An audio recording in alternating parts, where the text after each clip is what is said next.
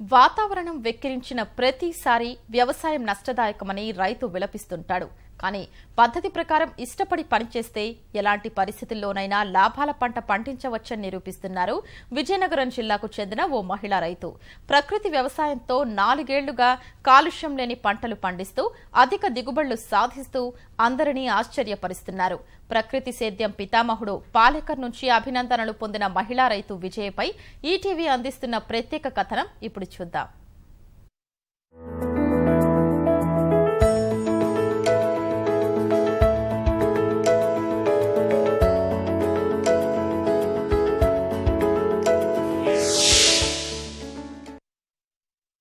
విజయనగరం జిల్లా మెరకమూడిదాం మండలం గరుగుబిల్లికి చెందిన విజయ ఎంఎస్సీ చదివి విశాఖలో నివాసం ఉంటున్నారు.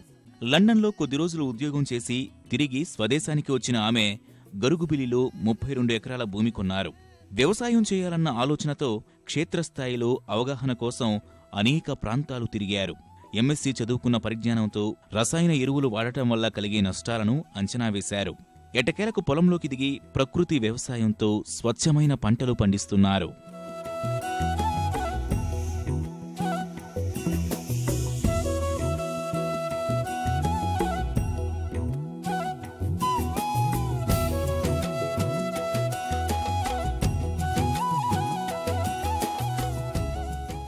మేము అరటి గెల ఒకటి పట్టుకొని మార్కెట్కి వెళ్తే వాళ్ళు ఇమీడియట్గా దాని మీద రసాయనాలు స్ప్రే చేశారు. దాని మీద అత్యంత విషపూరితం అని రాసింది. ఇది ఏంటి ఇట్లా విషాన్ని రాసున్నది కొడుతున్నాం అరటిగెల మీద నడితే అతను నెక్స్ట్ డే కల్లా మనకి రంగు వచ్చేయాలి, అది ముగ్గిపోవాలి, మార్కెట్కి వెళ్ళిపోవాలండి, అందుకే మేము కొడుతున్నాం అని చెప్పాడు.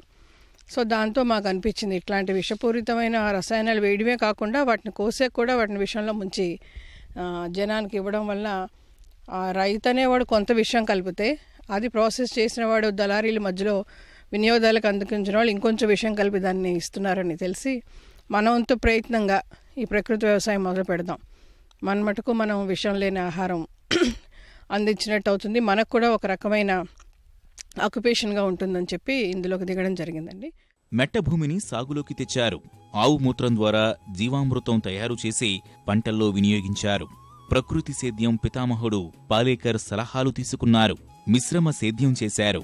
మొక్కజొన్న, వరి, అపరాల పంటలు, కూరగాయలు, చెరకు సాగు చేశారు.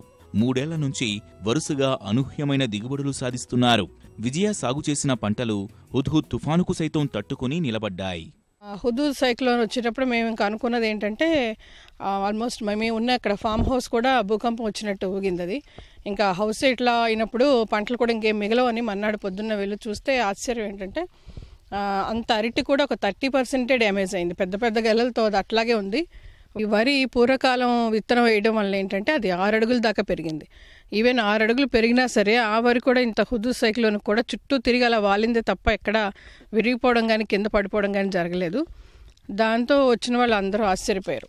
ఇంత ప్రళయానికి కూడా తట్టుకొని నిలబడింది ఏంటి అని మమ్మల్ని ఏషియన్ అగ్రో హిస్టరీ ఫౌండేషన్ వాళ్ళు గోవాలో నేషనల్ సెమినార్ పిలిచారు పేపర్ ప్రజెంట్ చేయమని. అక్కడ వచ్చిన వాళ్ళందరూ శాస్త్రవేత్తలు అండి, రైతుగా మమ్మల్ని ఒకళ్ళని పిలిచారు. అది మేము పేపర్ ప్రజెంట్ చేశాక వాళ్ళు చెప్పింది ఏంటంటే ప్రకృతి వ్యవసాయం ప్రకృతి వైపరీత్యాలను కూడా తట్టుకుంటుంది అని వాళ్ళు దానికి టైటిల్ ఇచ్చారు. ఎలాంటి రసాయనాలు వినియోగించకుండా ప్రకృతి సేద్యంతో అన్ని రకాల పంటలు పండిస్తున్నారు.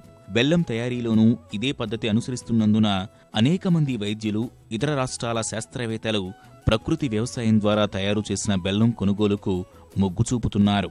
చుట్టుపక్కల మరికొందరు రైతులు కూడా ఇప్పుడిప్పుడే ఈ పద్ధతిలో వ్యవసాయం చేస్తున్నారు. మహిళలు ఎందులోనూ తీసిపోరని నిరూపిస్తున్నారు.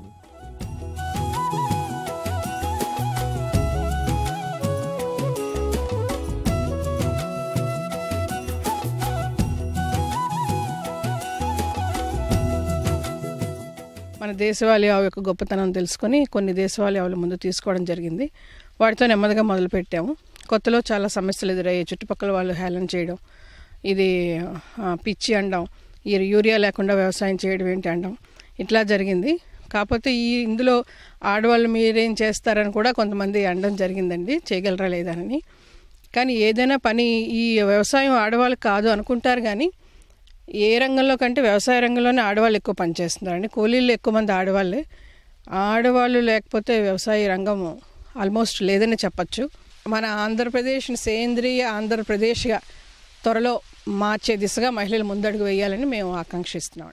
రసాయన ఎరువుల వాడకంతో అనారోగ్యాలు వస్తున్నాయని ప్రచారం చేస్తున్న విజయ ఖర్చు తగ్గించుకుంటే లాభాలు పెరుగుతాయని ప్రయోగాత్మకంగా చేసి చూపిస్తున్నారు. ప్రకృతి సేద్యంతో తాము పండించిన పంట ఉత్పత్తులను రైతు బజార్లలోనూ విక్రయిస్తున్నారు.